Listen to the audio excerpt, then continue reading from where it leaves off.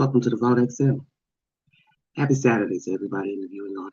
Please check my community page for said updates, polls, breaking news, and weekend movie. Thank you all so much for joining me. Let's start off with Megan Boswell.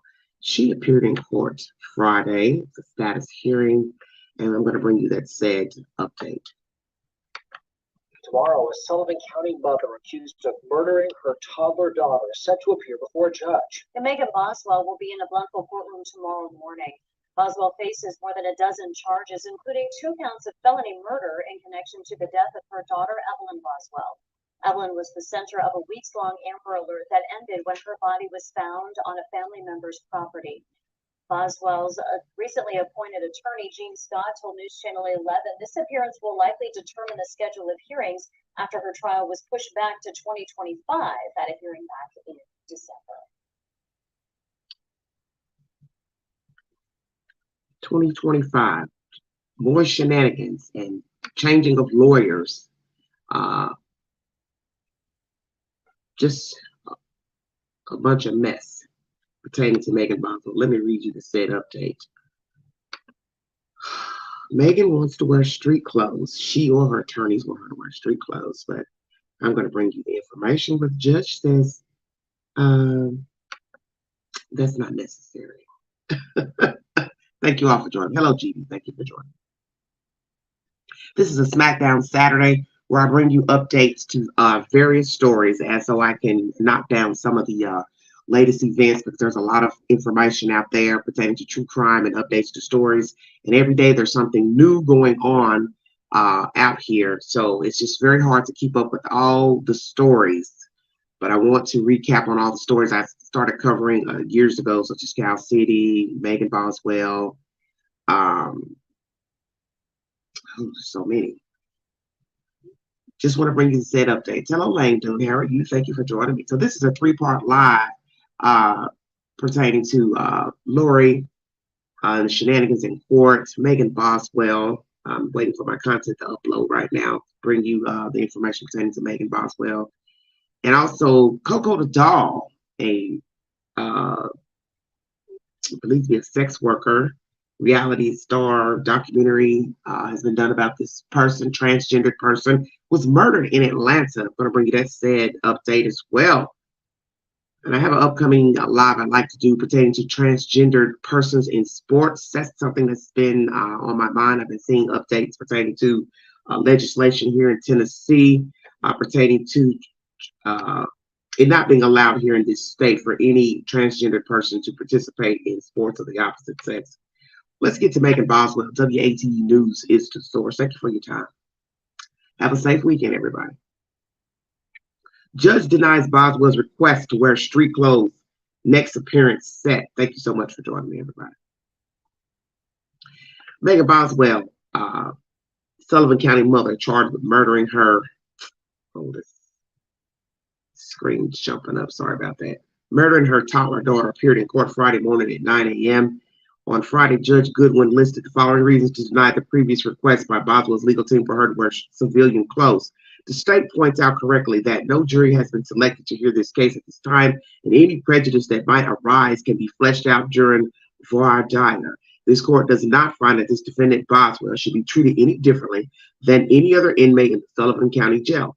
The defense has not provided any case or statute that specifically requires the relief request sought. Boswell faces more than a dozen charges, including 2 counts of felony murder in connection to the death of her daughter, Evelyn Boswell, who was reportedly last seen alive by family members in late 2019.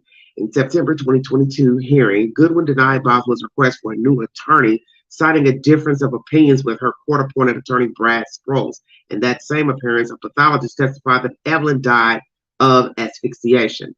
The following month, Sproles withdrew from the case, and Gene Scott was appointed, all in the same hearing. Evelyn was the subject of a weeks-long Amber Alert with searches that spanned several states.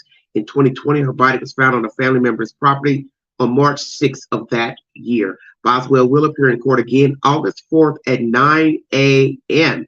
Visit Justice for Evelyn tab on WJHL.com for previous coverage of this case. WATE News 6 Knoxville is the source for this information.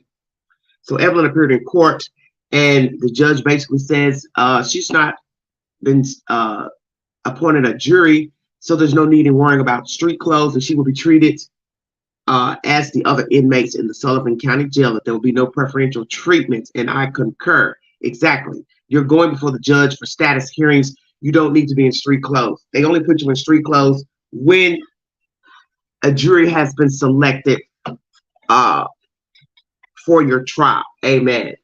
Thank you all so much for following this network, the content. If you'd like to donate to this great network, $sign McAndrew, 129 Cash App, all stickers and chats, and welcome to the live stream. Next subject matter, Koko the doll.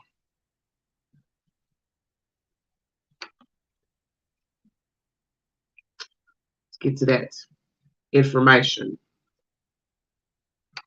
Oh, Lord, there's always something going on, is it not? Always something.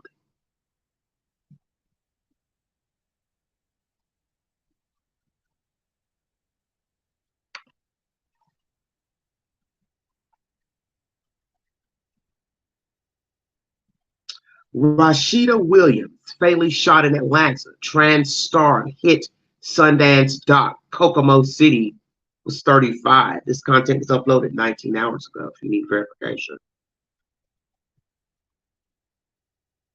Let's see.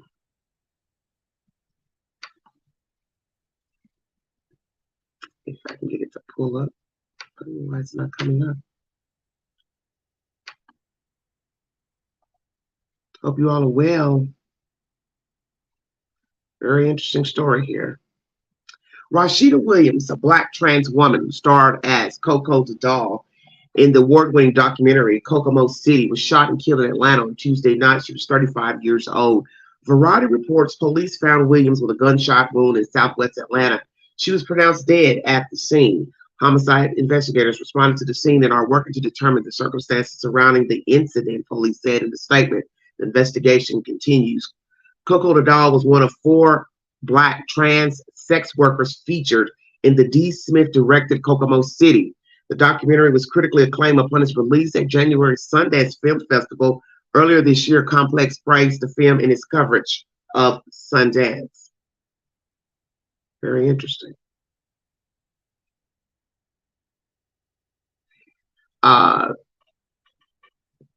They have a statement from her on social media where she says, "We can do anything, be whatever we want to be, Koko the doll."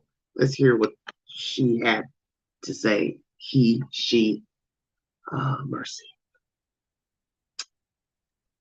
What we have to ask ourselves is, why would someone want to murder this person? Please go to my community page. They have the person on camera who murdered the trans woman. We'll play you that information here shortly.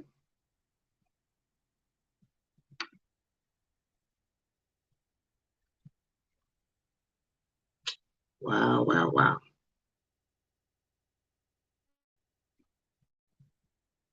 So I guess the person didn't care about being seen on camera. Hello, Esley, darling. Thank you for joining me. I hate when you have to go to these sites to try to pull up. Go to Twitter and it just jumps off the content that I'm trying to bring up. It says an error, of course.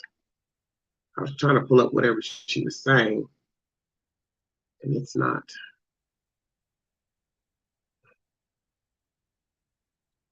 Hold on a minute.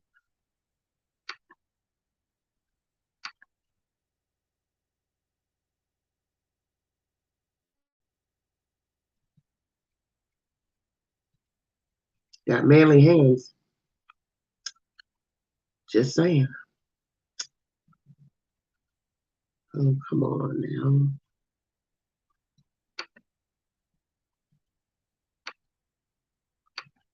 I don't know what's going on with my volume.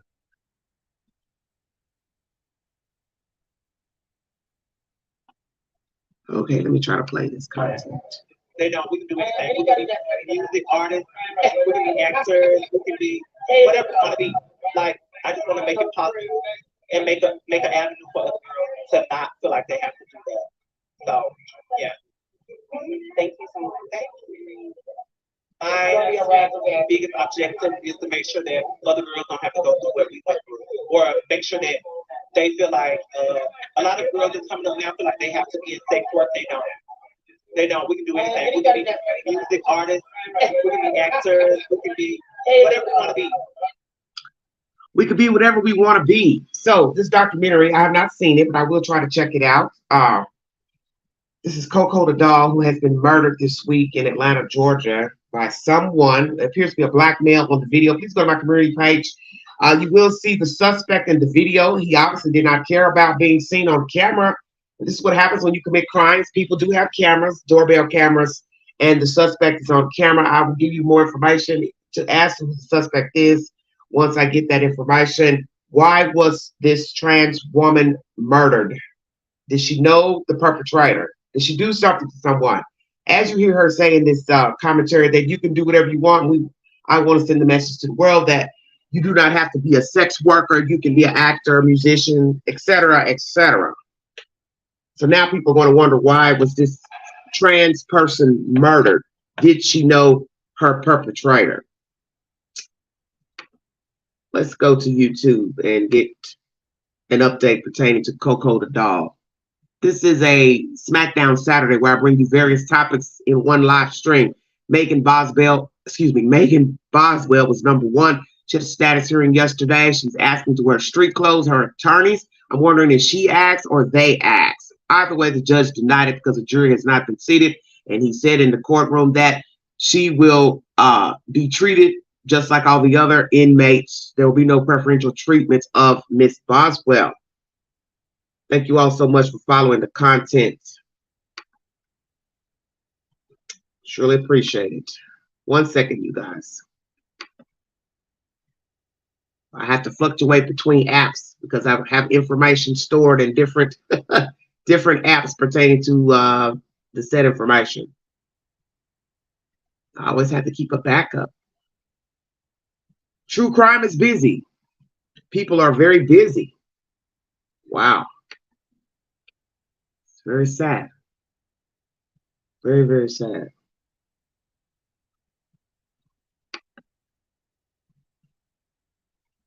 Be murdered. And you have to ask yourself why. Why was she murdered?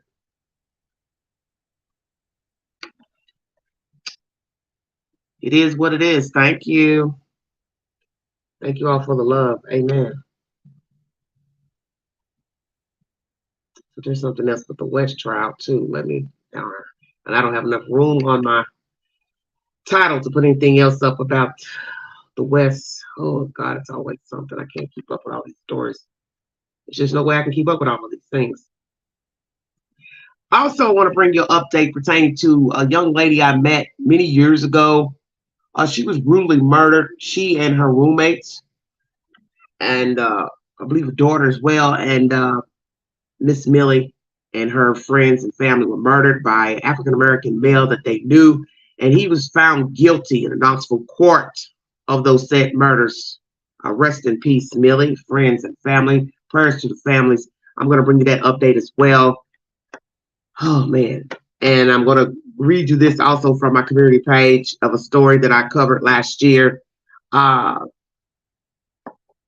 Love triangle murder. Ex-fugitive accused of killing pro cyclist. This was a story that took place in Texas of a woman accused of killing another woman. They both were involved with a guy. And she ended up going on the run. She went to a foreign country, got plastic surgery. I believe she got a nose job, dyed her hair. And naturally, people in other countries do watch news. And someone realized who she was. And she was apprehended. And she's standing trial for murdering this pro cyclist. And so she's appeared in court. I'll bring you that information later on when I get time. But let's go back to Koko the doll. Bringing you various stories today and updates. Thank you all so much for your time.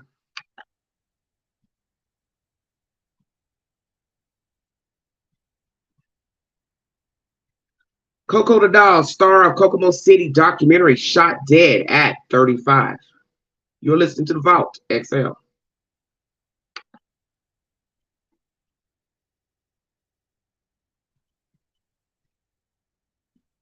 35 years old. The Atlanta Police Department reported that the rapper was found with a gunshot wound in southwest Atlanta shortly before 11 p.m. and was then pronounced dead at the scene, with the APD sharing in a statement with Access Hollywood on 4/18/23 around 10:42 p.m. Officers responded to 2457 Martin Luther King Jr. Drive Southwest in reference to a person shot. Upon arrival, officers located a female victim with an apparent gunshot wound.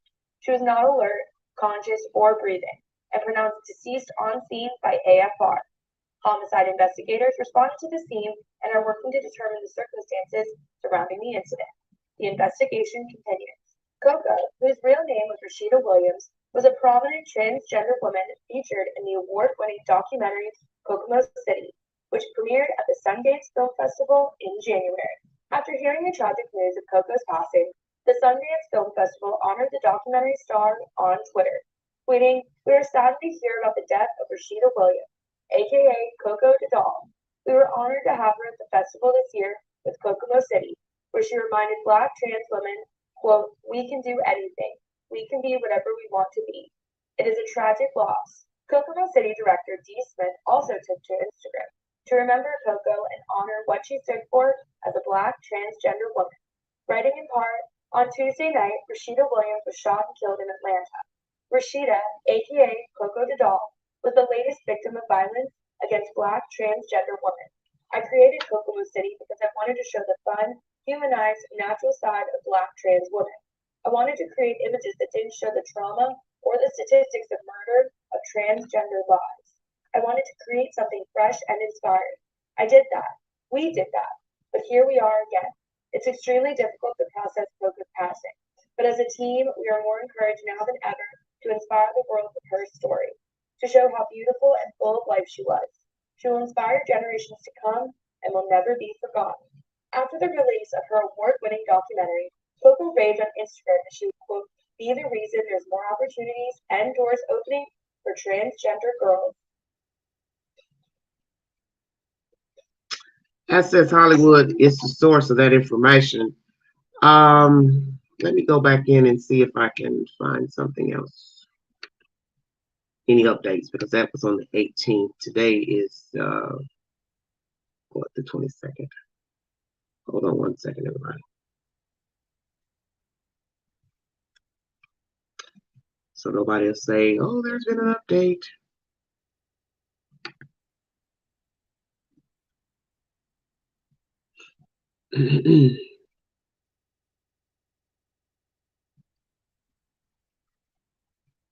$18 ago. Hold on one second, everybody.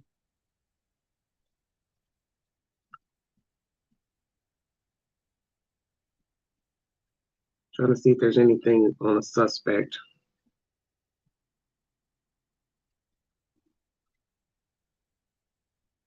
Oh, here we have something here from 11 Alive.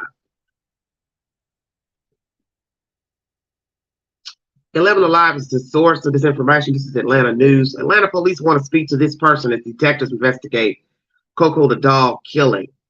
APD did not say the individual was suspect.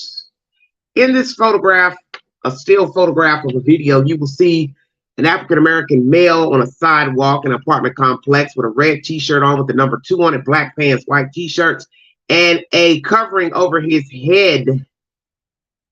Is he the suspect? Police are saying they just want to speak to him, but we know better. We know that's usually what you say when you do believe this is suspect. Atlanta police released a video Friday showing an individual they are trying to identify as detectives investigate the killing of Koko the Doll. The 35-year-old transgender woman was the star of the documentary Kokomo City. She was killed in a shooting at 2457 MLK Jr. Drive, the address for the home shopping plaza, on Tuesday night. Interesting. Okay, because I thought this was an apartment complex. Well, I stand corrected. says it was a shopping plaza.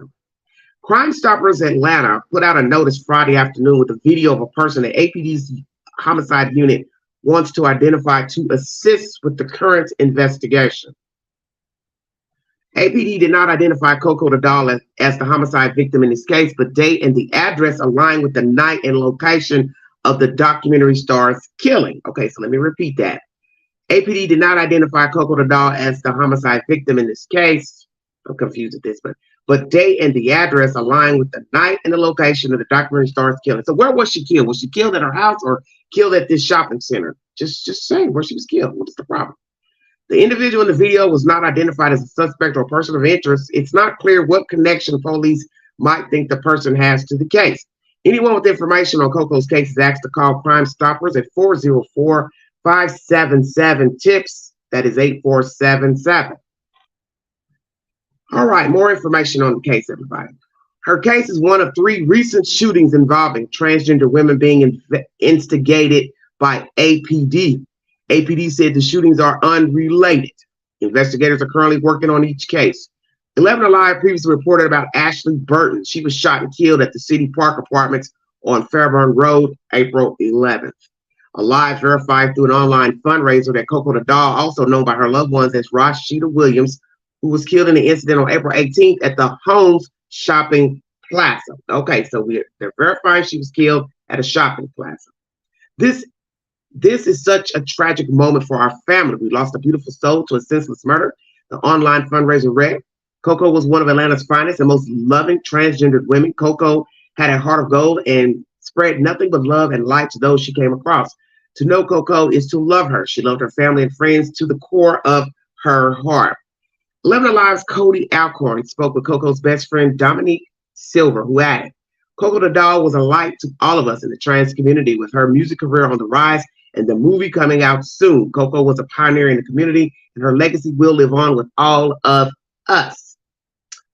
Okay, 11 Alive is the source, everybody.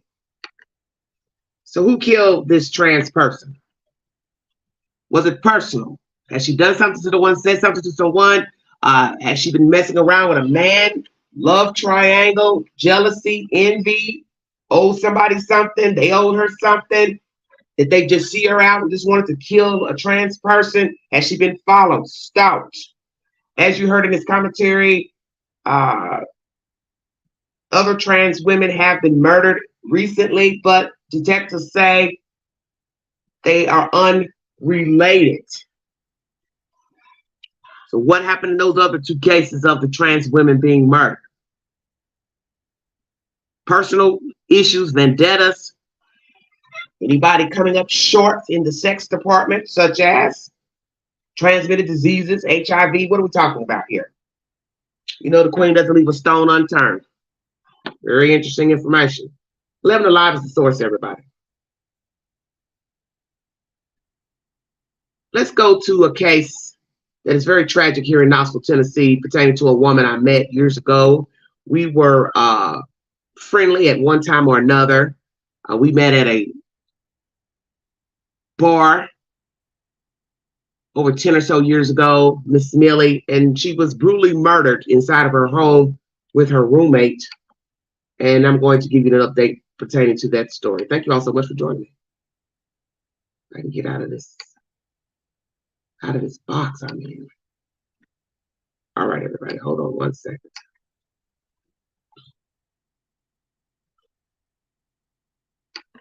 SmackDown Saturday. Various subject matters addressed in this live stream. Please go back to the beginning of this live stream to get the said updates. Every update has a source. Megan Boswell, Koko the doll,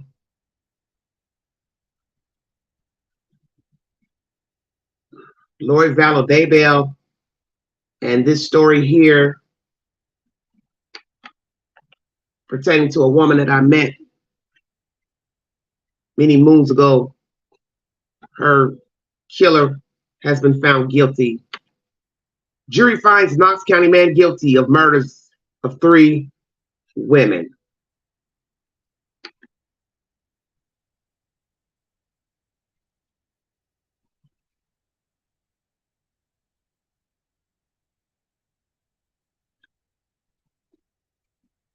1 second, everybody. Hello, Crazy Pete. Thank you for joining. A lot of updates pertaining to Lori Vallow. I can't even keep up with all the stuff that's going on with her. Jesus, it's just ridiculous. I don't even know. I thought they was going to play something. Okay. Multiple witnesses testified that 27-year-old Desmond Paul Rhea shot and killed his girlfriend, her mother, and their roommate in a methamphetamine-fueled crime spree. Prosecutor Leland Price worked to convince the jury he was guilty by showing photos of each smiling woman contrasted with harsh crime scene shots of their murdered bodies. Who's responsible? That is the major question, Price said, adding the question is wrapped up in the issue of identity and credibility. In Price's summation, he told the jury the murderer was either Rhea or Rhea's cousin. Rhea's defense attorney, Wade Davis, argued those witnesses were unreliable and there was not enough physical evidence to convict Rhea. There was a complete rush to judgment, to rush to blame Desmond Rhea, Davis said, noting the case was taken to the grand jury for indictment just 3 days after the murders. The proof simply isn't there to convict beyond a reasonable doubt. The evidence just doesn't hold up. After more than a week of testimony and hours of deliberation, the jury disagreed on April 21st, finding Rhea guilty in the shooting to deaths of Millie Blackwell, Juliana White, and Barbara Rogers. Rhea was convicted of 2 counts of first-degree felony murder, 2 counts of first-degree premeditated murder, 1 count of premeditated second-degree murder, 2 counts of aggravated burglary, and 1 count of use of a firearm during a dangerous felony. A count of child endangerment was dismissed during the trial. He is facing life in prison. What happened to the 3 women that night? It wasn't until a driver called to report finding White's body in the middle of the road at 4:30 a.m. March 8, 2020, that officers were dispatched and found Rogers and Blackwell dead upstairs in their Truesdale Road home. Price laid out a timeline that showed multiple people moved in and out of the house that night, including White and Rhea, as well as Rhea's cousin. Blackwell, Rogers, and White's daughter were asleep upstairs while everyone downstairs was using methamphetamine, Price said. Very interesting. Sometime near midnight, White, Rhea, and the cousin, let me get that right, White, which is the dead girl, Rhea, this is the suspect, and the cousin of Rhea, left the house in a rented car with Rhea driving and White in the back seat. Okay, so Rhea is the suspect and Miss White is the girlfriend, the Caucasian lady. She's in the back seat. The cousin told investigators Rhea turned and shot White in the chest, dumping her body in the street before returning to the house. Back at the house, Rhea heard something and went upstairs, shooting and killing Blackwell in her bedroom. This is Miss White's mother, Miss Millie, my old acquaintance. Price told the jury. He then entered Rogers' room and fired 2 shots, missing her. Price played Rogers' 911 call made just after 12:50 a.m. March 8. She was difficult to understand, but said someone came into her room shouting, "Police," and then fired 2 shots. The call for Rogers then was cut off, Price said, because Rhea busted in the locked door and killed her. Price acknowledged no firearm was ever recovered, but told the jury a gun magazine was found in the home. Price listed incriminating photos and texts that linked Rhea to a gun and referenced testimony that Rhea and White had a turbulent, sometimes violent relationship. The defense questions the timeline. Rhea's attorneys, however, called into question the prosecution's reconstruction of events. No evidence was found that tied his client to the murders, Davis said. No firearm was recovered. None of Rhea's DNA or fingerprints were found on a recovered magazine, bullets, and casings. No blood was found in the car. Gunshot residue was found only on Rhea's cousin. Interesting. So Rhea's cousin had gunshot residue. How about that? Okay. This case is about credibility, Davies argued, telling the jury Rhea's cousin was a liar who changed the story repeatedly, according to Davies. The man's claim that Rhea was driving, turned around, and shot White in the back seat did not make sense. Davies hammered the fact that multiple items of evidence were lost, including DNA swabs, telling the jury the state had a duty to preserve the evidence. They haven't done it. Now, I will agree with the defense. What do you mean the swabs were lost? This is BS. How could you lose the DNA swabs? You were supposed to swab the victims, fingerprints in the house, fingerprints on the car, inside of the car, swab the victim under her fingernails, vaginal DNA, anal DNA, DNA from her mouth. You know how it goes. Come on now. This is bullshit. Could it be that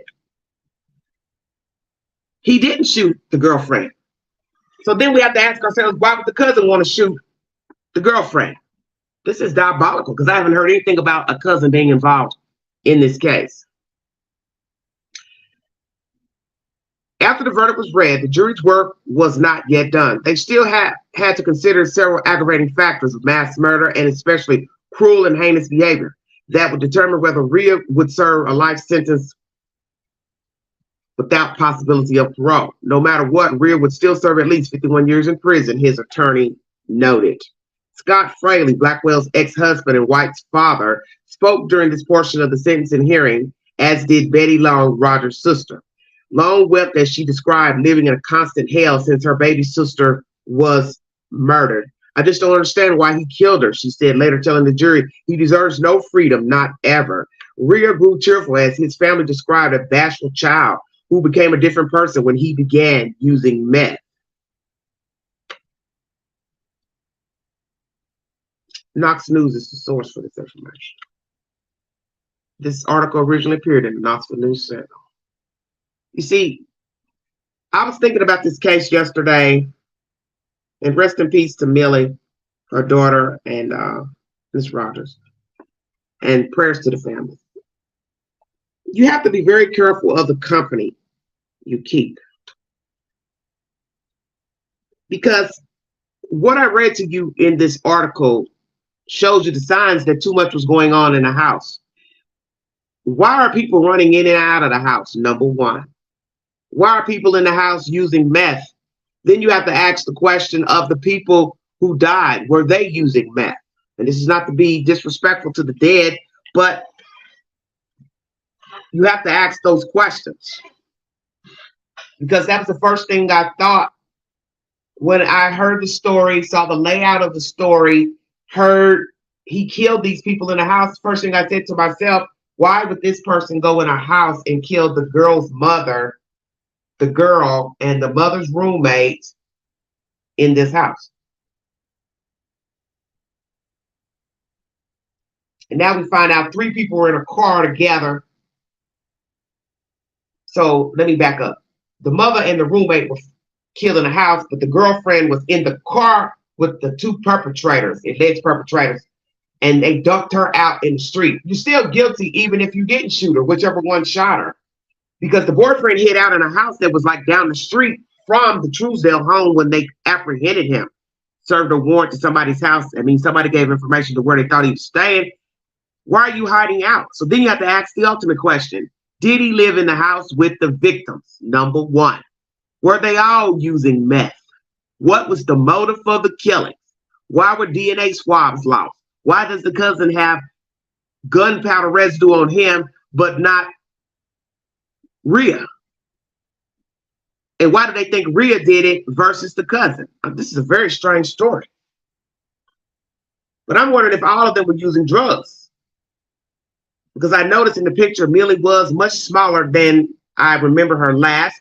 At one time, she was a plus size woman, and over the years, she had lost weight. And when I saw that picture of her in the news, at first, I was looking and I said to myself, that face looks kind of familiar, but she had lost so much weight, I did not recognize her. She was smaller than when I last saw her. And when I last saw her, it probably was 2016, 17, inside of another bar that was down the street from a bar where we used to hang at the alley. I believe that's the last time I saw Millie, probably 16, 17. So she was smaller in these photographs of she, her daughter, and Rogers. Much smaller than when I last saw her. So now we hear that this guy was in the house using meth with a cousin and whoever else. We have to also ask, were the victims users? And why would they have this guy in their house if they knew that he used drugs? Naturally, if you're asleep, you don't know who's coming in and out of your house.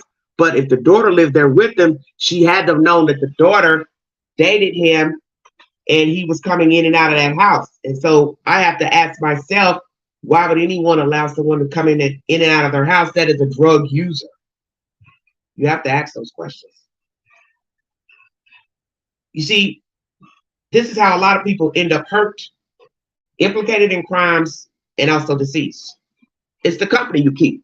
When you hang with people who use drugs, alcoholics, stay in trouble, in and out of jail, always violating probation, parole, you are going to be subject to some foolishness. That's just the way it is. I don't care if you are not a troublemaker. I don't care if you have a criminal record, no criminal record. I don't care if you've ever been arrested, not even for jaywalking. So long as you hang around people that constantly stay in trouble with the law, they stay violating probation, you are going to be subject to a problem because they are a problem. And it doesn't matter how much you care for them, feel for them, you want to help them. There are just certain people you cannot help. And I can speak from personal experience. There are just certain people that just don't give a damn, whether they are users of narcotics, alcohol, or not. Weed smokers, whatever. There are just certain people who are just glutton for punishment. They can't get it together. They won't get it together. And they could be 40, they can be 30. It doesn't matter. They could be 60.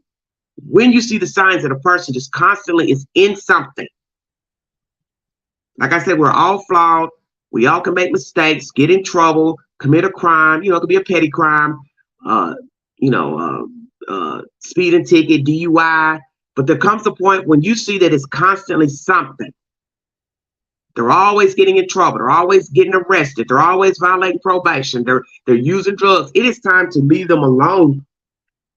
Please listen to what I'm saying. Because I got a feeling that there's more to the story than what's being told. And as I said, I'm not here to point fingers at the deceased, but you have to use discretion to ask yourself the obvious question. What else was going on in this house? Because why is this guy in somebody else's house using meth? Come on now. Let's stay woke. And the daughter allegedly was in the car with the perpetrator and his cousin. So why would he turn around, shoot her, and then dump her in a damn street in the AM? He left her in a street. I want you to think about that for a second. Allegedly, they had a turbulent relationship, violent. So one might say, well, he probably did shoot her. But the problem is that gun residue was on the cousin, not Mr. Rhea, the boyfriend. So if he told his cousin to shoot her, why would he do that? Why would the cousin shoot her? What motive would he have to shoot her? What motive would the boyfriend have to shoot her? But we know that when people are under the influence of drugs, they will do crazy things. Somebody could have been arguing on who had the last smoke on the pipe. I don't know. Arguing over which direction to take the car. Direction on who to cop from. I don't know because I wasn't there. But naturally, when you're under the influence of drugs, it wouldn't take much to push your buttons and get in an altercation with another person because you are under the influence. And 9 times out of 10, the other 2 people in the car besides Rhea, which is his cousin, and Miss White, they are all under the influence of drugs. So that means when they say they were downstairs, Miss White had to have been getting high as well, because you'd have to ask yourself the obvious question, why would she be, 1, dating somebody that uses drugs? Number 2, why would she be downstairs in a room with 2 other people getting high, which is her boyfriend? Did Miss White get high on meth? And was she getting high in the room with the boyfriend and the cousin? Because all 3 left the house, got in the car, drove several streets over, and she shot it and then dumped. And you also hear in this commentary that there was no blood. But my thing is, I don't know what to believe, because if you all lost blood of swabs of DNA, I'm not about to sit here and listen to any commentary about what was found in and outside of the car. Because that doesn't make any sense to me. And I'm still trying to figure out why does the cousin have gun residue on his hands and the boyfriend doesn't, but the boyfriend is the one that's found guilty. And the cousin should also be brought up on charges as well because he was there. Because I know if, let's just say, the boyfriend did shoot her, which something's just off of this story, why did you not report him to the police? Oh, that's your cousin, of course. And then he hid out, the boyfriend. So one would assume he was guilty. And then why was he yelling police in that room before the 911 call?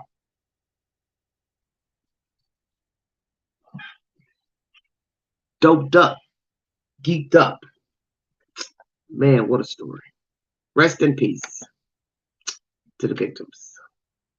Prayers to the families. Maybe one day the truth will be revealed about who really shot Miss White and Millie and the roommate. And also, they have robbery in this charge, if I'm not mistaken. So what was stolen?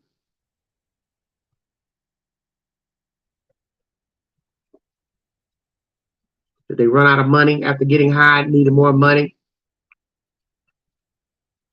See, right here it says, none of Rhea's DNA or fingerprints were found on a recovered magazine, bullets, and casings. No blood was found in the car. Gunshot residue was found only on Rhea's cousin. This is ridiculous. But they said they have incriminating photos and texts that link Rhea to a gun and reference testimony that Rhea and White had a turbulent, sometimes violent relationship. But there was no firearm that was recovered, but told the jury a gun magazine was found in the home. That's because they threw the gun out or hid it somewhere.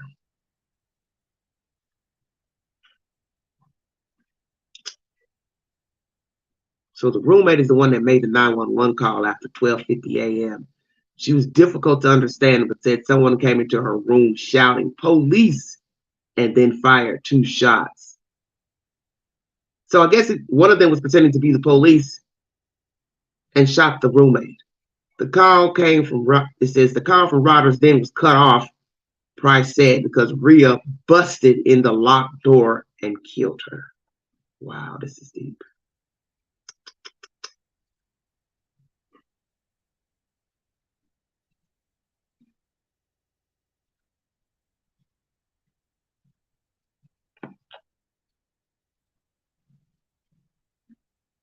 I don't really understand this story.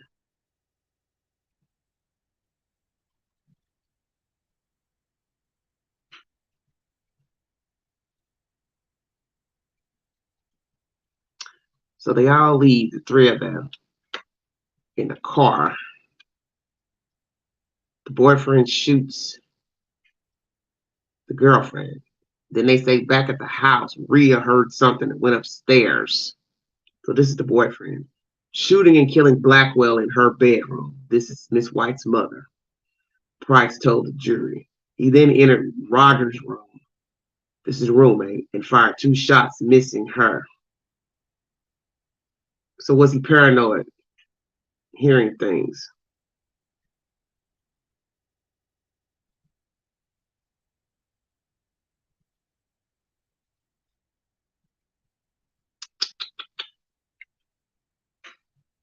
Oh, so the victim also had a small child upstairs asleep with the other 2 women.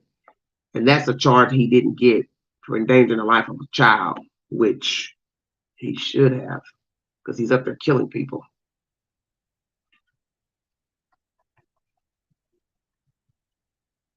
So all these charges he has: first-degree murder, 2 counts of first-degree premeditated murder, 1 count of premeditated second-degree murder, 2 counts of aggravated burglary. What are the 2 counts of aggravated burglary? Hello, Stardust. Thank you for joining. What did he burglarize? What did he steal? Or is it for entering the house? Well, it can't be burglary as far as busting in the house, because he was already in the house originally with one of the victims. I believe they all were getting high, because Because I just can't see a woman sitting in a room with people getting high and she's not getting high. What would be the point? This was her bedroom downstairs. Because this was a split level house. Many of you have seen these houses. They're very standard in America where you have the door in the middle and you can go up the stairs to your kitchen, living room, dining room, and bedrooms. And then you can also walk down a set of stairs where you'd have a bathroom, an open room, and maybe a bedroom with a garage.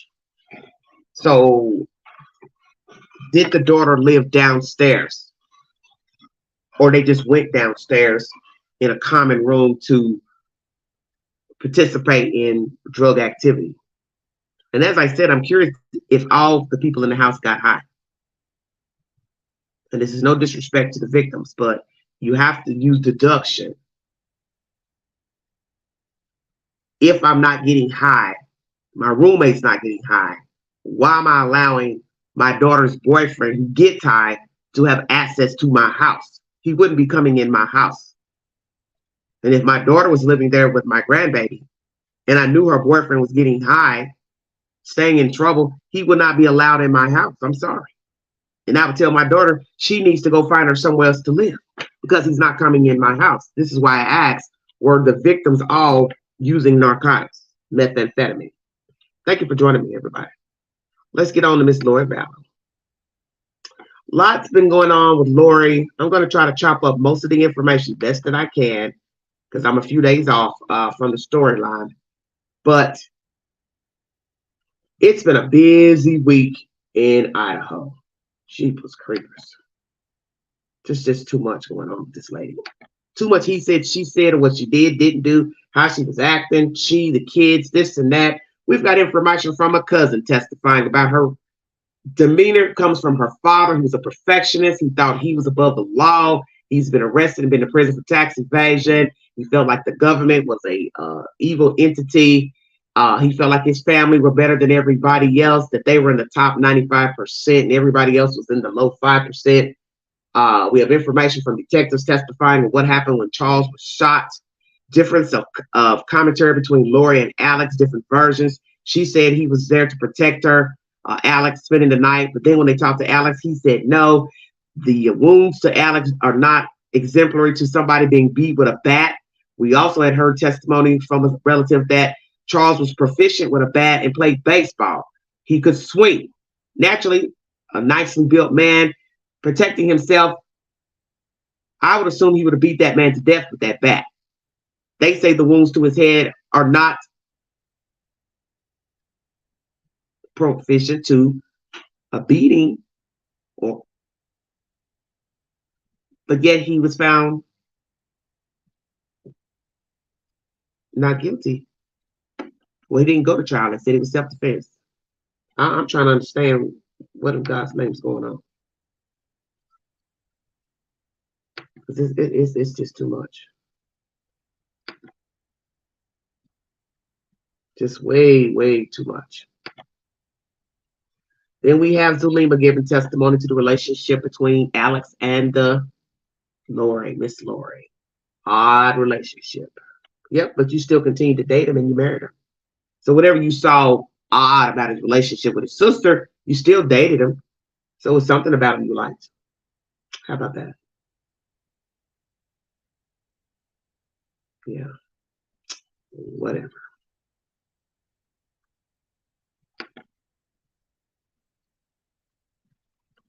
Strange people. I think there's more to Miss Zulema. She's guilty. She sits in court talking and testifying, and all she says is every few words is talking all mild mannered and talking childlike. She's a trip.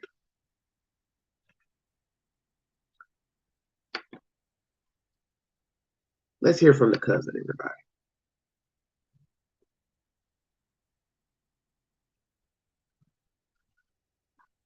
Barry Cox, Lori's father, a big factor in her personality. This is Banfield and News Nation.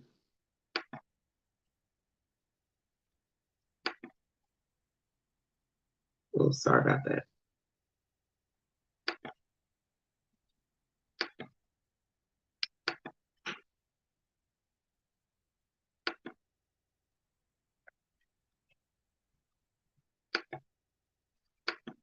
by all accounts and from my own experience, I can tell you that, Lori's dad has been a big factor in her personality and in the way that she has turned out. And the majority of the family system run by Barry, but underneath that, I think there was a lot of what happened was because what Lori wanted needed to get done, and nobody wanted to get her angry. Megan, can you explain that a little bit more? That you're saying that Lori's dad, Barry Cox, is really the most powerful influence in, Lori becoming the person that she is. Can you tell me more about that? Yeah, so I mean, Barry, anybody who has dug into his history a little bit will tell you that he definitely believed he was above the law. He, filed suit against the IRS, tried to sue the IRS, always talked about how the IRS is an illegal organization that should be dismantled, and then he later served prison time for tax evasion.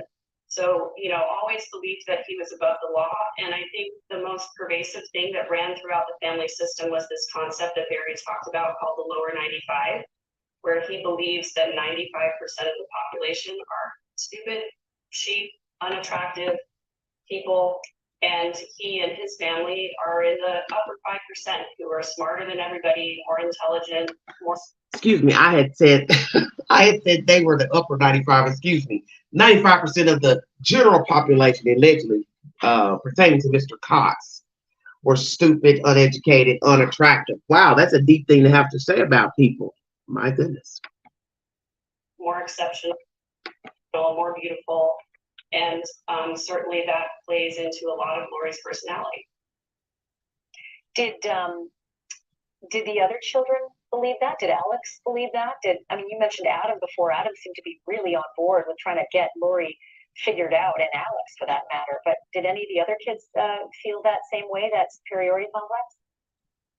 I didn't really get that from any of the other kids except for Lori. I think she bought into it probably more than anybody else. But I also think that's because the family system really values above everything else the appearance, that there's a certain level of perfection in the family, that, is kind of the perfect Mormon family, and that we follow all the rules and we do everything right. And, of course, Lori is beautiful and attractive, and she's got a great personality, sparkling personality on the outside. And so, people are naturally drawn to her. And so there is a certain feeling of like Lori is, she's really visible in the family system. Thank you for watching. Go to newsnationnow.com to find News Nation. All right, everybody, that's Banfield. Speaking with Lori's cousin, she and Lori haven't talked in a long time. This cousin hadn't seen the children in years. I believe she said last time she saw Tylee, she was 3 years old.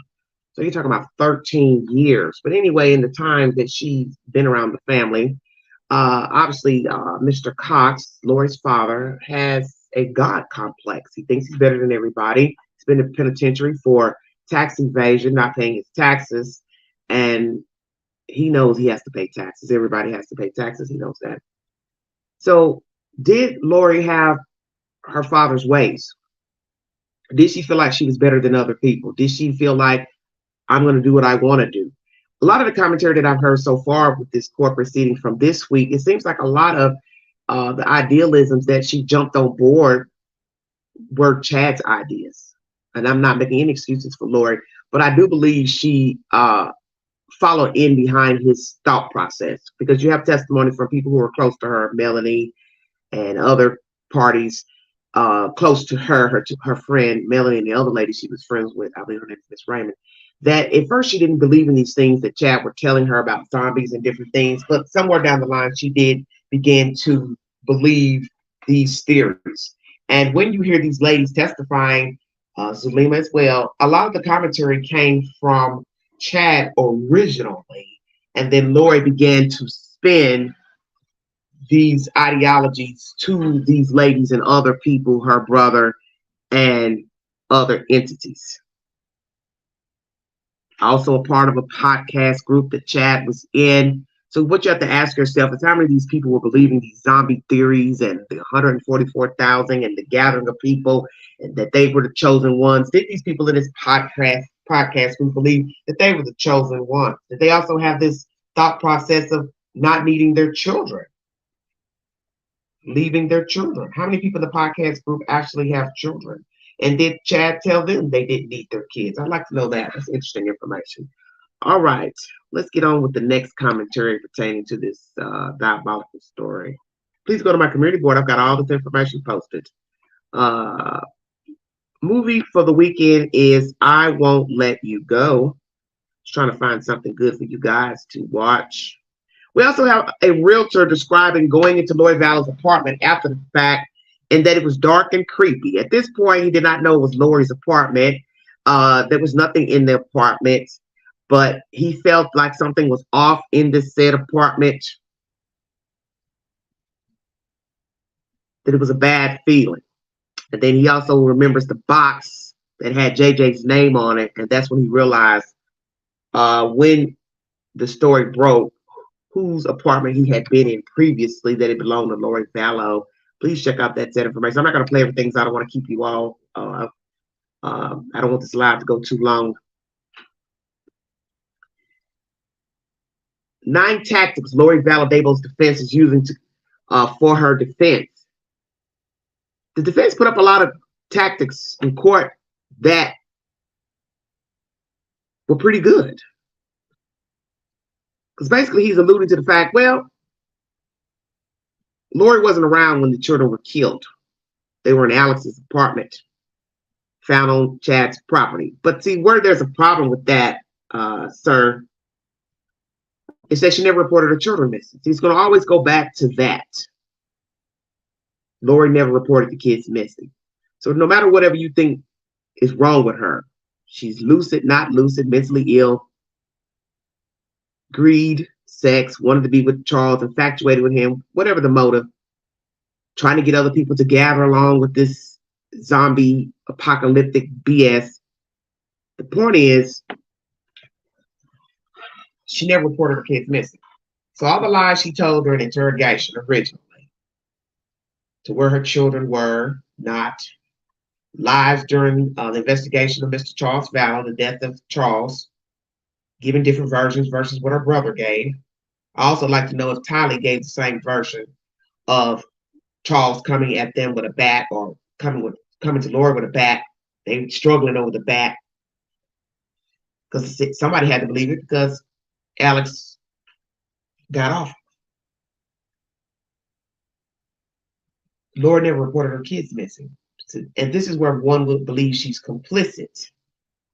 Whether she believed these ideologies or not, mentally ill or not, she never reported her kids missing. And this is where one would think she's lucid. And when you lie and cover up, change your phone number, get different cell phones, this is where one would believe that you're lucid, that you're not schizophrenic, you're not so disturbed. You know what you're doing. So when you start lying, covering up, burying bodies, transporting bodies, changing of phone numbers, getting different cell phones, moving money around from accounts to accounts, you're showing that you're lucid. This is all lucid behavior because sick people would not have the fortitude to cover up a crime. They'd go back to making coffee or eating breakfast. You see what I'm saying? But Lori was doing a lot of moving around, talking, engaging, texting, lying. Just trying to recap everything that went on this week in court.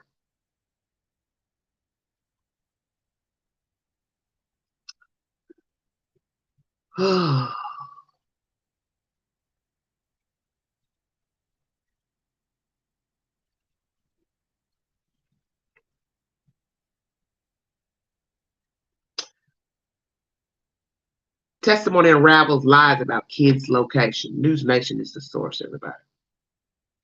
Is your website bounce rate sky high? Find out why with Sorry about that. Yes, they are sky high.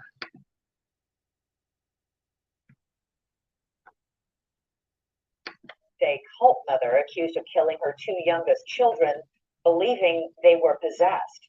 Today's testimony gave us a glimpse into the lies that Lori told in order to conceal what truly happened to 7-year-old JJ Vallow and 16-year-old Tylee Bryant, including testimony from a babysitter who was told JJ went to stay at his grandparents when she asked if she could babysit, a school principal who told the jury that Lori said JJ would no longer be in school because he was moving to Louisiana to be homeschooled. And then, of course, there was the dean of students at Brigham Young University, Idaho, where Lori often said Tylee was attending school. He testified Tylee was never a student there or even applied. Joining us now from outside the courthouse in Boise, Idaho, is law and crime correspondent Gigi McKelvey. Gigi, wow, witness after witness drove home the point today. Now, most of you know Brigham Young is a university. So how would a 16-year-old be taking classes at Brigham Young unless she is super exceptionally smart? See, this is where many people would say she knew what she was doing. And that's why I believe it's a combination, as I heard, I believe, from law and crime. It's a combination of she believed the lies that were told to her by Chad, Daybell, greed, transferring monies to her account from the children's Social Security, their Social Security checks, taking money out of the daughter's account and putting it in hers when they were moving about from one state to the other, and then murdering the children. And then the lies. Lies during interrogation, lying to staff members, to the school, or where the children were, lying to family members, Miss Kay and Larry, about JJ, lying to Melanie about where JJ was, then implicating the woman to having the son, then finally admitting she was doing everything that she thought the Lord told her to do, lying to everybody else about these people being possessed, the children and Charles. We also get information that Chad has told someone that his wife will be dying soon before her 50th birthday. Then later, months later, she ended up dead. I think about 9 months later. So it was like it was all in the making of these people planning the deaths of these people. Because what are the odds you're telling someone your wife's going to die? She's not going to make it to 50. Who says that about their own wife if allegedly she wasn't sick? And if he said this 9 months beforehand, that's a long time. If it was 5, 6 months, that's still a long time. Let's hear what Ms. Vargas has to say. Lori Vallow is a liar. Yeah, that was pretty much the summary of today's testimony. We had so many people up there. It was brief this morning. People were on and off the stand, just getting those lies out to the jury. And not surprising, I think to them at this point, they've been shocked enough. I was really struck by the testimony from this house guest named David Warwick, who was among the last people to see JJ alive. He was staying with Lori and JJ at their apartment for a 3-day weekend. And he woke up on Monday morning, September 23rd, and asked, "Where's JJ?" And Lori said that he had a fit and that Alex took him away. JJ was never seen again. No, and actually, probably around the time he was asking to see JJ would be about the time that Alex and Chad were burying his body on Chad's property. David Warwick also mentioned something that we had never heard before, which was that Chad had scratches on his neck that he said came from JJ. Now, people don't realize this. Chad's a very tall man, maybe 6'3" or just not a short guy. So it haunts me to think, was he laying down trying to subdue JJ? And JJ's fighting, to get up. It was very disturbing. Everybody in the courtroom just cringed when that was said. One of the other things that this witness, David Warwick, said was that he noticed at one point that Chad and Lori and Chad Daybell were acting very romantic and affectionate with each other. And he knew that Chad was married. He's Mormon. He said, "Hey, Chad, how's your wife?" And Chad answers and said, quote, "She's a good wife, but her time is coming up." So this is and the that guy. He and Lori were going to do things they needed to do for God. That sounds really chilling. Yes, very. It is. And what's surprising to me is that this isn't the first person that Chad told Tammy would not live to be an older woman, that she would die young. He said the same thing to Julie Rowe, who was somebody that he published about 5 of her books in the early days of his book company. So this isn't the first time he has said that, but this actually was way close to the time when Tammy Daybell would be murdered, less than a month actually. Yeah, and just so sort of surreal that they would have been so open about what was Less than clearly a going month. on between the two of them in front of people, not at all concerned that they were watching. All right, Gigi McKelvey, great as always to hear from you. Thanks for your reporting tonight from Idaho. Thank you for watching. Go to newsnationnow.com. All right, everybody. So less than a month, he was telling people. So you have two people that he's told this to. I thought one of the commentaries said it was 9 months beforehand, but nonetheless, 1 month before. And this David guy, you hear him asking about the wife. This is just crazy to me, because these people were missing and dying around the same time. Because he did marry Lori 2 weeks after the wife was buried. So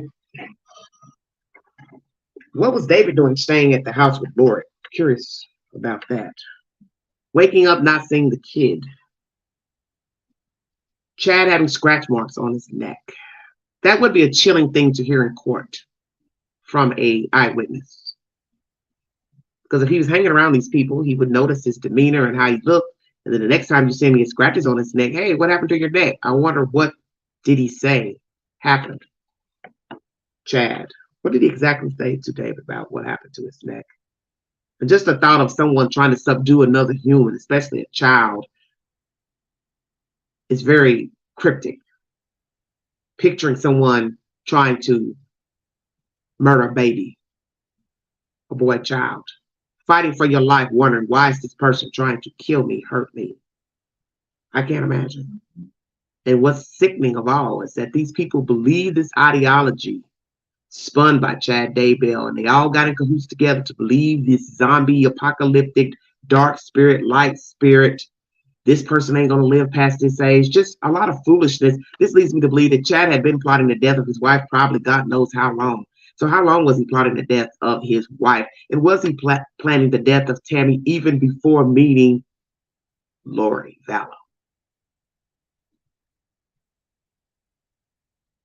Was he a dark spirit beforehand?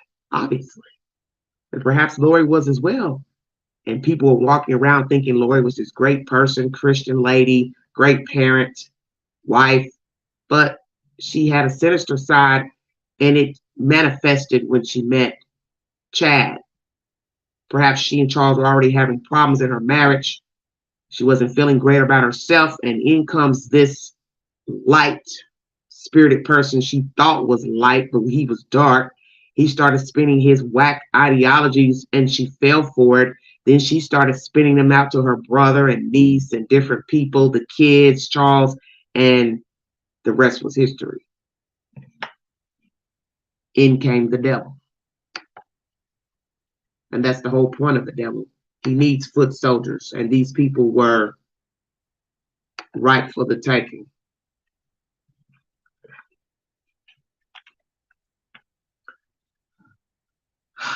So many lies told. Very scary.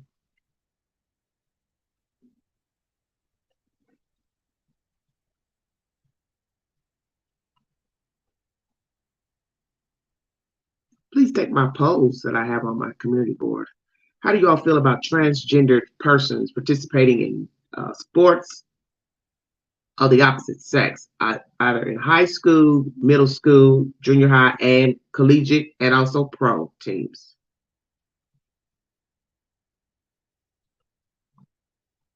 So all these lies she was telling Lori during interrogation. I think what's interesting is that she and Alex had different versions of her saying she wanted him.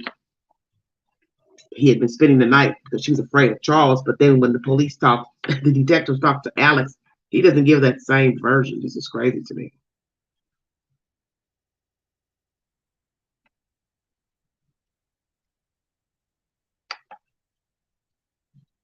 Let's go to News Nation again. You've got dreams. Might even be something big. Imagine what you could do with. Sorry about that, everybody.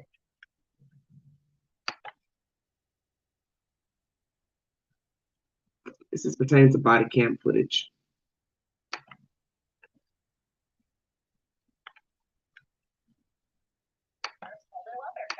And Detective David Stubbs went on that welfare check, and today he was on the stand to describe that body cam video and Lori's, the lying liar that told the lie. Yeah, what else can I say? He describes it, and it is just, I mean, it gets to the point where the detective himself says the police were afraid for their safety. That's the point we've reached here. Have a listen. When we addressed Chad Daybell, she referred to Chad as her brother's friend. However, at this time, number one, I had seen the two of them affectionate together in the parking lot of Hobby Lobby. Number two, at this time, we also knew that they had previously been married. I had concern because of what had previously been told to me by other officers about officer safety. Not only were we dealing with a situation where one of these individuals possibly was involved in an attempted shooting in Arizona, was one of our concerns that for officer safety. And number two, statements made to us that the individuals were being evasive and lying. Well, one of the other odd things that I felt at that time, Lori said that her brother was there, and I found it odd that where he had been talked to just minutes earlier that he wouldn't come down and, or if he was there, engage in this conversation. But my attention was drawn because at the top of the stairs, I could see movement, whether there was a window or a light that was reflecting, and I could see movement as it moved back and forth off the reflection of a wall. And at that time, I was concerned for safety if someone was to come down and try and surprise us. Alex and Lauren, is this safe to say, as far as the jury's concerned, this was a very bad day for Lori? Yeah, it certainly wasn't a good one. Obviously, the witnesses that were called today were to do exactly what you're saying, point out lies, consistent lies, and it really showed on Lori's face as well. Yeah, I don't know about you, actually. I completely lost track of the lies. She hardly knew Chad Daybell. They were married. Alex was nowhere to be found. She hardly, she didn't have his number. The lies just continued into the afternoon, all through court. Jurors don't like that. Alex Capriella and Lauren Mathias, thank you guys. Appreciate it. Thank you for watching. News Nation is the source, everybody. So here we have just the constant lies by Lori Vallow during interrogation by detectives and trying to get understanding of information about children. After the fact, also during the investigation of Mr. Charles. But that's what's puzzling to me is that if you asked her about her brother staying there with her overnight, and then you asked the brother, were you here staying overnight to assist with her because she was afraid of her husband, and he told you no, then you should have known something was off with that testimony. The fact that he didn't have a serious injury to his head by a Mr. Charles. Bullet hole in the baseboard, 2 shots.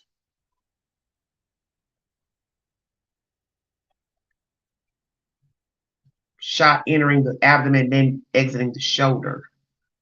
Not consistent. The shots, the wounds, and him lying on his back, but yet you still rendered self-defense. Versus the commentary you got from Alex, Lori, the shooting itself, and the positioning of the body. So this makes no sense to me. So now you all are having to double back your investigations.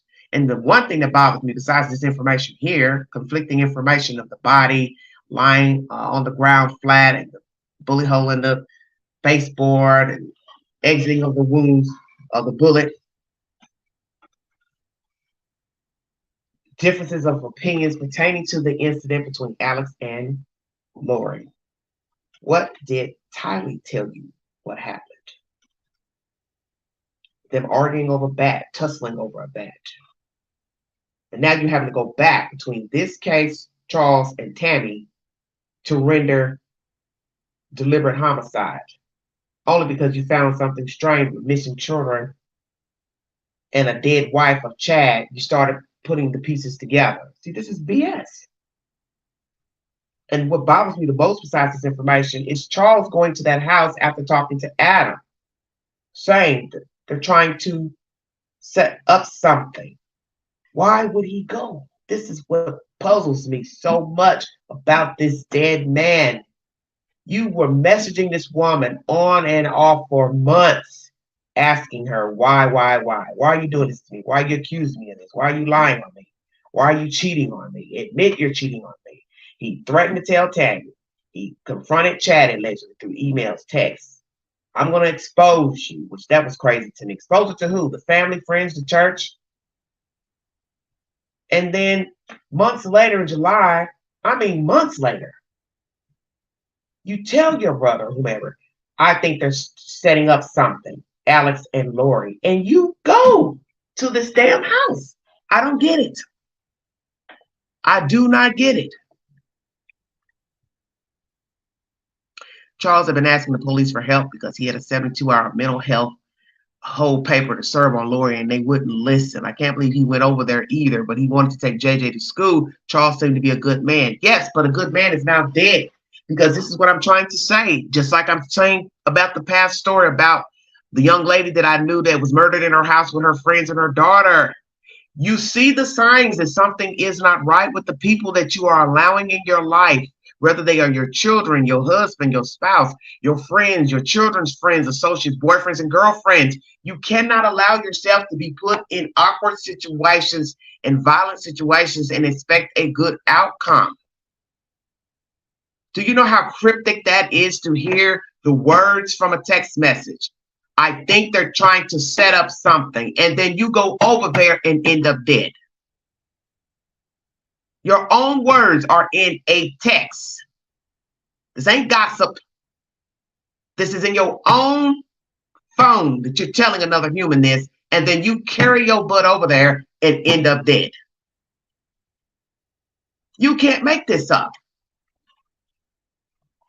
You can't make this up. This is why you know that all this is crazy nonsense. Whether these people believe these ideologies or not, or they use it as an excuse to knock these people off, in the end, we will never know, because we don't know Chad. We don't know Lori.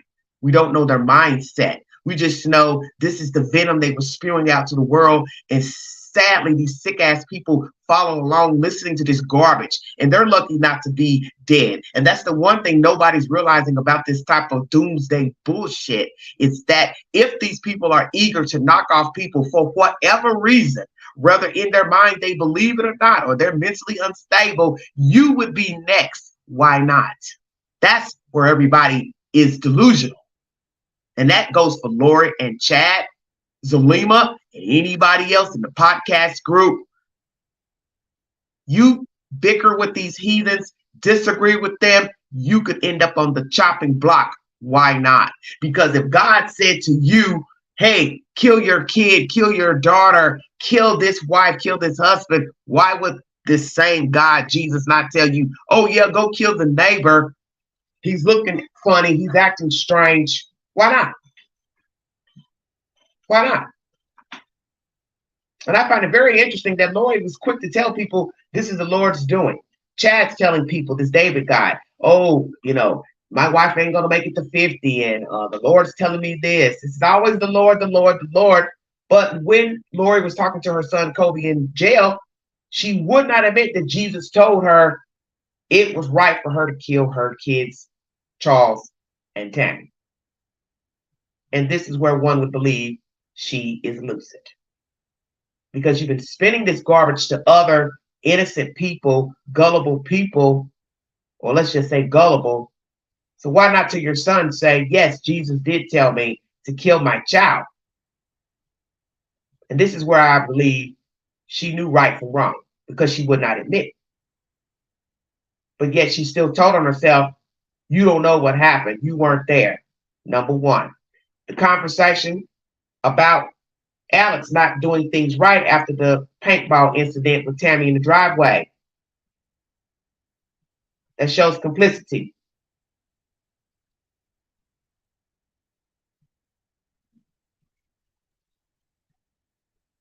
Alex telling one of the friends, Melanie or the other lady, you don't want to know what happened to JJ or the girl and the girl. Why would she not want to know? So you're telling yourself that you knew what happened to her. So that means you put yourself at the scene or having knowledge of something that happened to her. And we now learn that his phone pings at the location of the burial of the children, Chad's property. Scratch marks on Chad. This shows complicity. Now we have two perpetrators. And then there's Lori.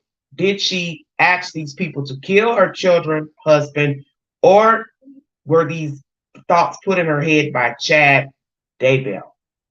Did Lori want her husband dead before meeting Chad Daybell? See, those are questions you have to ask. And you're not going to get the answers. Because I believe she had mental issues, has mental issues. I believe things weren't right in her marriage. Perhaps Charles was cheating on her. That could be true. Because the one thing you have to remember about a liar, that there is some truth to the lies. We have learned that in dealing with pathological liars, is that there's a little bit of truth to the information. It's just a matter of getting a receipt. And we may find out that he was a good father, Mr. Charles, but maybe he wasn't the best husband. I don't know. Because he could love his wife and still be a whore. Stay woke. Just like she could love Charles and be a whore. Did Lori love Charles Vallow? Ever? Was that the jump off to her concocting the death of her husband? She did find out he was cheating on her. When he was traveling, he was seeing a mistress. And that toppled her and brought back old baggage, issues of failed relationships and marriages. And now we want to get rid of him. Yeah, let's go ahead now. I'm already entangled with Chad Daybell. My husband's cheating on me, so there's nothing to salvage here. Let's get rid of him. Take off. Leave her children behind those first few months of the new year in 19. See, this is where Charles should have seen the signs that his marriage was over. Now, many people will try to salvage their marriage no matter what happens wrong in it, but you have to sometimes say to yourself, I've done all I can do. I can't reach this person mentally, physically. I'm done with it. And I think that's what Charles should have done, and perhaps he would be alive today. Because when Lori took off those first few months in the new year of 2019, he should have just let the marriage go, served her with papers, or told the court that she has abandoned he and the children, and then they could have realized we can't find her to serve her papers. We will go ahead and put the stamp on the divorce. Because when you can't find the person to serve them, that goes to show that they are running. So that would show proof of abandonment. So the proof was there because she did leave for months. And when the court process server can't serve the papers, he just goes back and tells the judge, well, we can't find her here. So the judge can put the stamp. Okay, let's press this divorce forward. He should have seized all his assets and bank accounts and credit cards and put a stop on them and asked to have her name removed off the cards or disbanish the cards. Put your name in the database, ask to make sure no one opens up any more credit cards in your name, and to red flag it in the computer as fraud. That's what you do. When you realize there's nothing left in the marriage. And that's where he messed up.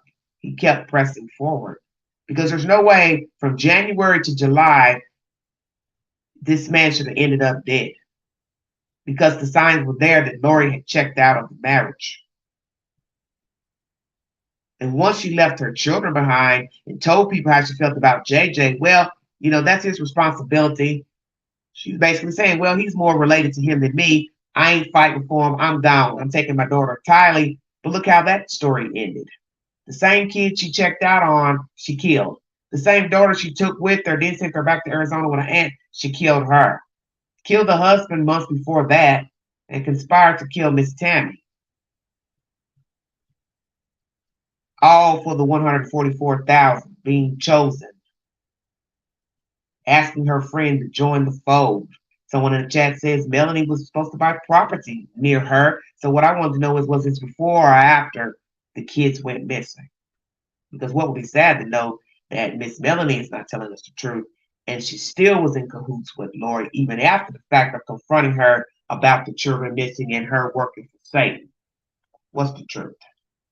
I would hope by now Melanie realizes the truth of her so-called friend and that she was a fraud or misled, whichever word you would want to use, your perception of Lord Daybell. That she's tainted. Either way, she's tainted. And she knows how to lie. So that's where the complicity comes in, that she has knowledge of knowing right from wrong. But I do believe it's a combination. Right, wrong, greed. She realizes she can't get the $1 million policy, so she says, well, I get the Social Security checks. That's a very odd statement to make. A very odd response.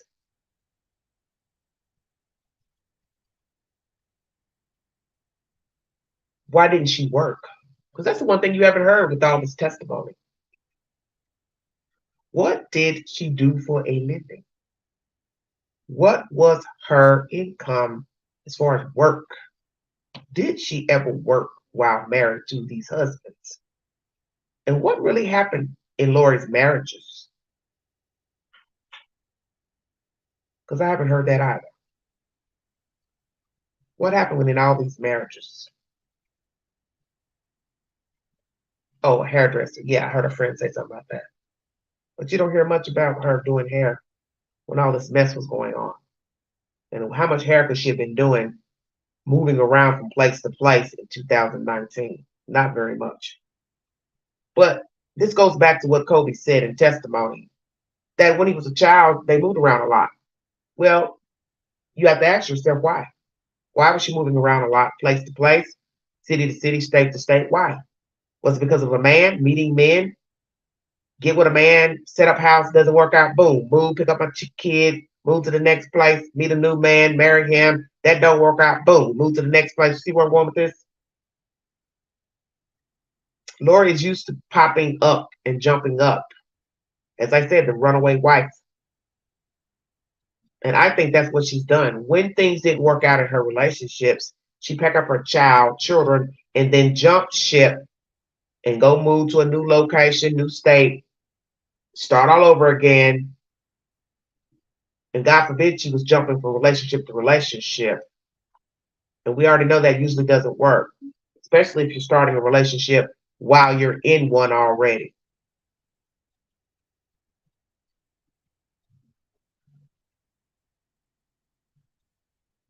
Because everybody knows those relationships usually don't work out. You're dating someone or you're married to someone.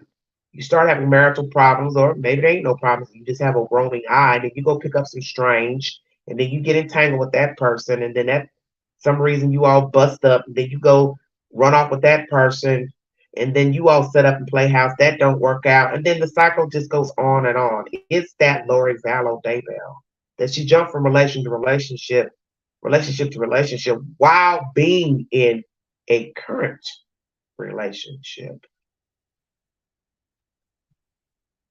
Because that would show the running syndrome. This ain't working out. Let me go find somebody else to fill the void. Or let me jump ship, get my kids, go over here to this state, this city, start over, boom, meet a new person. How did it go? Because 4 marriages is a lot for somebody that was in their 40s, mid-40s. And Lori's looking very old these days. She ain't no morning star. Face sagging, lagging, wrinkles, forehead wrinkles. She looks bad. And when you watch some of this video of her back in the day in her jumpsuit, I was noticing that she was grinning while, lawyers were speaking in court. And it shows me there's something wrong with her. What is so funny? Court proceedings, and this is a while back when she's wearing a striped jumpsuit. I've got the video posted to my community page. She's sitting there at the table with her attorneys, and she's skinning and grinning. And I'm thinking, what the hell is so funny? This is where she's wearing the red lipstick. This shows you there's something wrong with her. That maybe there's always been something wrong and nobody knew. She was just playing the role, and many people do play the role, and they don't really know that maybe that they're sick, mentally ill, or evil. And then it takes that one incident to happen in their life, such as this here, her meeting Chad, and then the real person emerges. Is that what happened to Lori? Because she was just riding the ride, but really not a happy person. Maybe hiding her feelings about the world and her children and her husband. And then when she met Chad, she just said, I don't give a damn about life, my kids, anybody, and I'm just going to do me. Is this a replica of her father?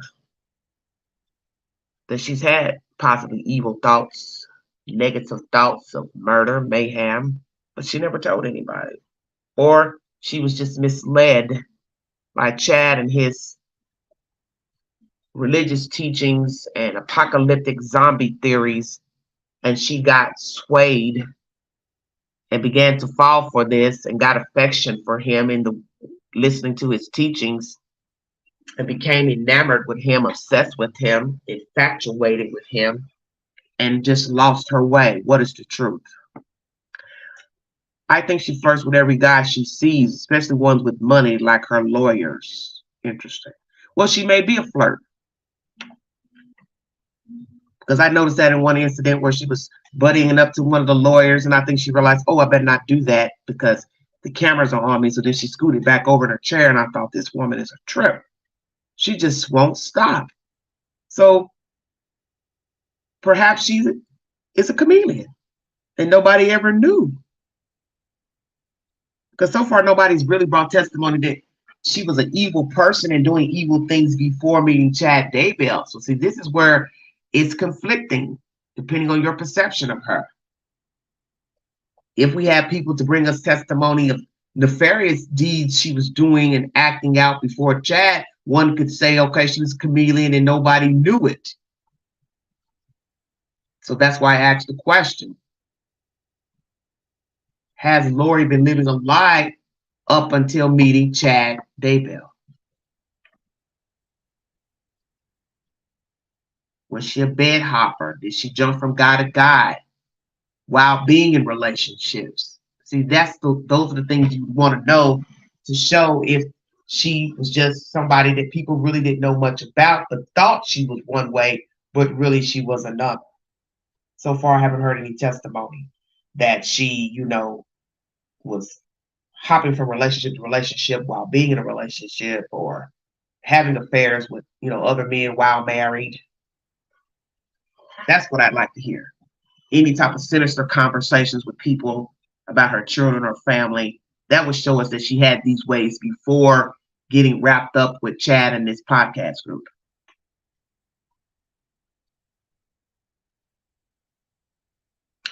I'm not going to hold you all. It's an hour and 33 minutes into this live stream, and it's the weekend, and I got to get out and do a little work. And there's also an Italian festival going on. I'll try to go live from there to show you what's going on here in Knoxville, because it rained down last night, early this morning when I came in late. And I thought, I hope this doesn't rain all day because I want to show the fans the Italian festival here in Knoxville so I can film from there a little bit. Our downtown Gay Street is live and popping now on the weekends. As I've always told people, Knoxville, Tennessee is 30 years behind in, forward thinking and development. But it's coming along, and they're building up more things, now for the students here, UT students and the community, because we have a housing boom. Many people are in need of housing and apartments. We have a homeless dilemma. So we're in need of a lot of housing, apartments, jobs, of course. More jobs are paying more, basic retail work, restaurant work. But there's still people suffering because the rent's going up 3 times here in this locale. But Knox was trying to upgrade a little bit. I can see a few little changes in the community since I've been out doing courier work. So I'm going to try to go live here in a minute when I get out. But I want to thank you all for following the content. Anything I didn't play or mention, it's on my community board because there's just so much to the testimonies from the detectives. I didn't want to go winded with all that. But basically, this live stream was pertaining to the lies she told during the interrogation of her husband and the information about her children. And you also get testimony from her cousin, Zulima, other friends. And I also found something here that I want to bring about Cow City because I just saw it and I want to play that briefly. I can do another live pertaining to that. Join me later because I'm going to try to do another commentary pertaining to the woman that's coming up on charges of killing the cyclist in Texas, transgendered in sports, and then let me see what I can find about the Cow City, something about a pest control, giving his testimony to what he witnessed at the Cow City house. And then we will check out of here. Oh, hold on. I meant to go back into the YouTube queue. Let's see here. It's hard to keep up with all these stories. I mean, I've just never seen so much mayhem in all of my life. People just glutton to make the news. Best thing you can do is try to get along with people if you can. I mean, I know it's hard sometimes. Our buttons get pushed and we pop off, but this is how you end up in jail. It's popping off because somebody said or did something to you you didn't like. I saw a story the other day that was very interesting. A black man in North Carolina, very young, like 24 years old, is now in jail, turned himself in, because a ball rolled in his yard and he shot the people. Shot the kid, shot the father, I believe. I was like, damn, what the hell is going on?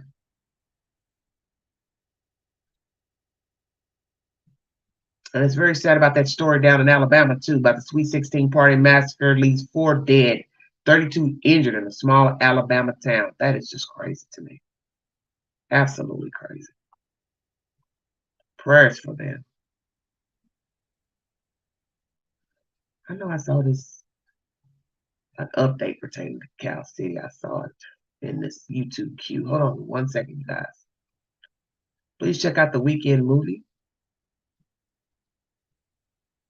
We also got a new update pertaining to Lori Vallow, Doomsday Mom digital exclusive with Justin Lum. Oh my God, it's always something to hear about that crazy ass lady. It just doesn't stop. I can't see. I'm gonna have to type it in. Hold on.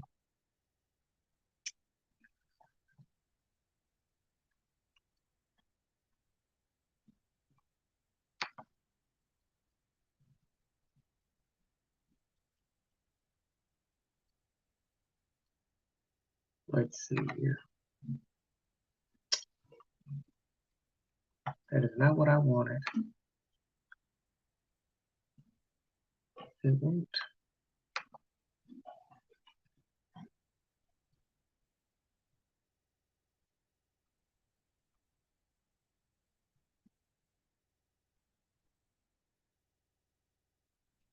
One second, you guys. I'm trying to find something about the neighbor, not the neighbor, but the pest control.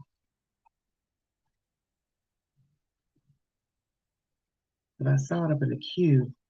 I don't see it now. Let me see.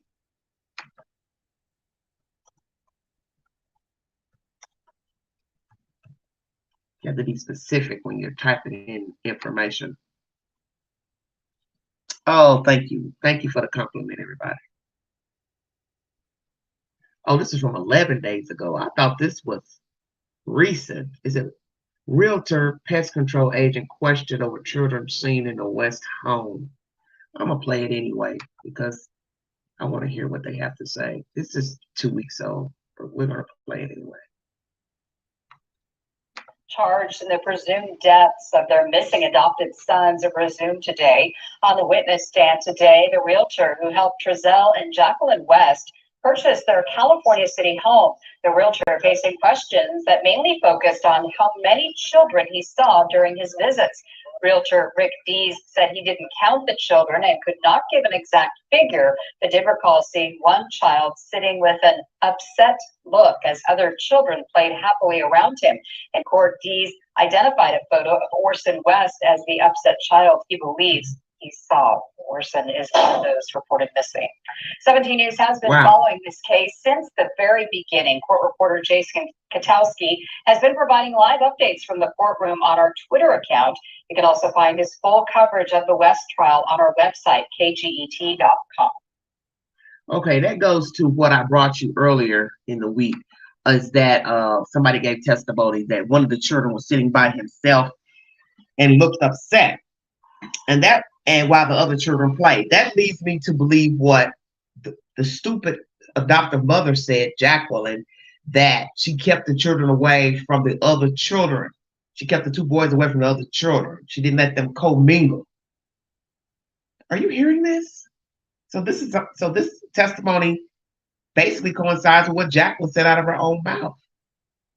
I did not feel the same way about the children like I did my biological children.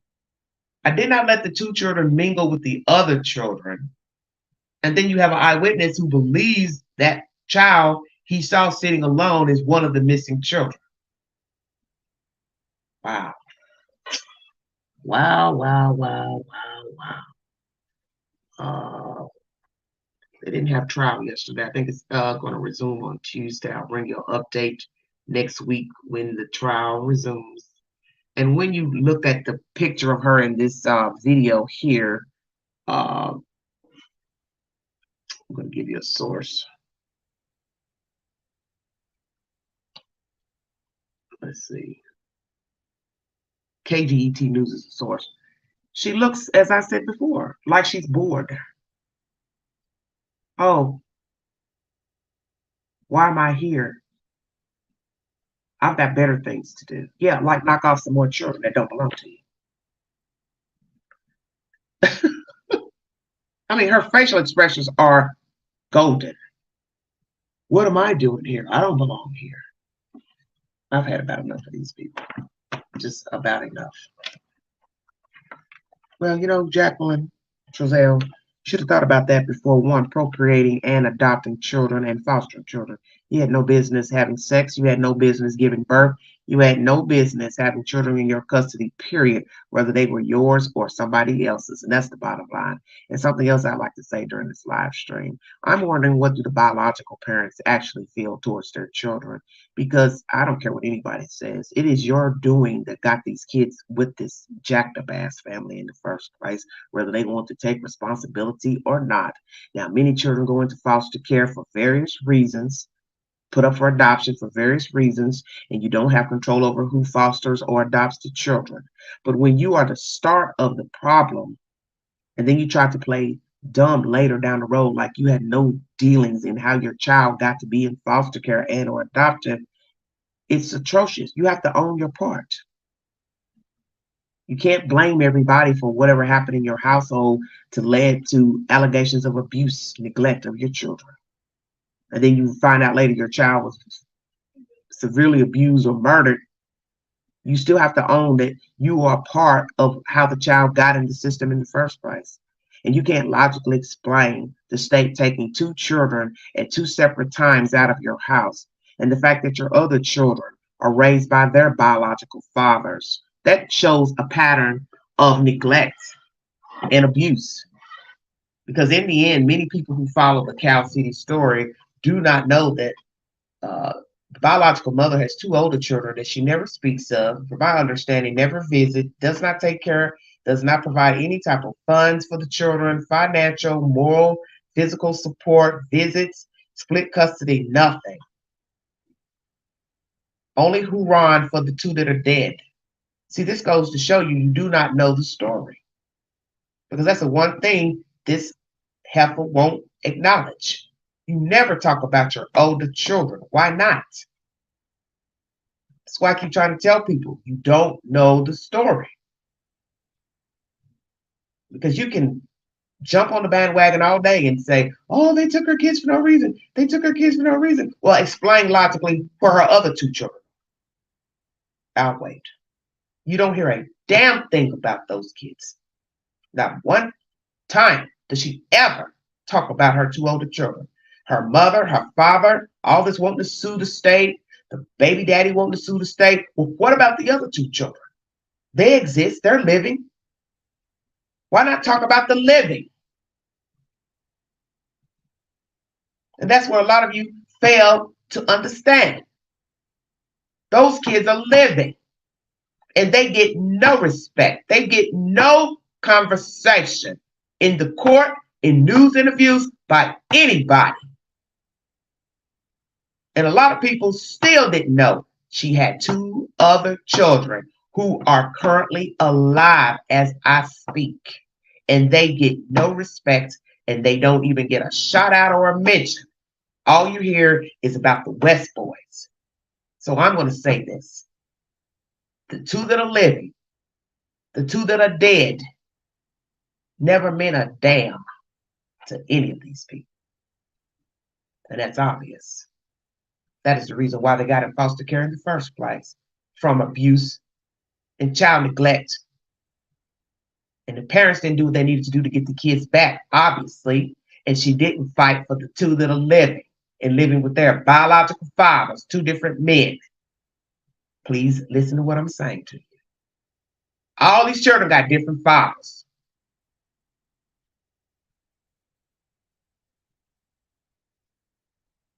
Why not fight for the living? Because see, that's the point of fighting for the living. You don't wait until they're sick or dead and then hoop and holler. Oh, my baby, my cousin, my sister. You fight for the living because they're living. And everyone knows that if you don't have respect for the living, you're not going to have respect for them when they're dead. Stay woke. Because you can't have one without the other. Now imagine something tragically happens to one of these oldest children. She'll go run to the news and hoop and holler, oh, by the way, I also have two other children. And never once when she was talking to Vinnie Politan did you ever hear anything about her living children during that interview. Not one damn time. And in all the other interviews done when the boys were missing, not one story, version. Oh, by the way, I also have two other children that I don't take care of. I do not provide for physically, mentally, or financially. So as I always tell people when you come to this network, you better come correct and come with a receipt. Because the proof is in the pudding. I didn't have to have anybody come to me as a source to tell me anything about anything. Because I watch and I listen. And when I don't hear you telling the whole truth about how many damn kids you got, I know there's some smoke in the city. And I knew there was smoke with this story. And it's evidence. The children were not provided for. The mother was not living properly. The mother had other priorities while raising her children. The mother was living from pillow to post, couch surfing, living any old type of way.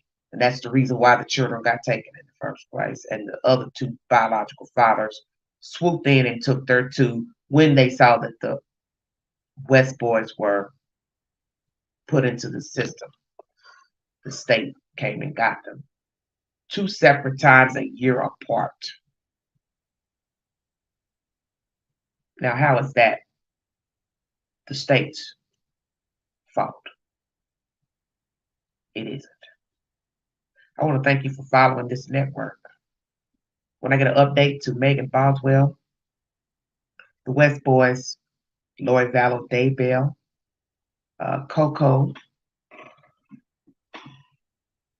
and other said stories, I will post it to my community board and also bring you a live stream.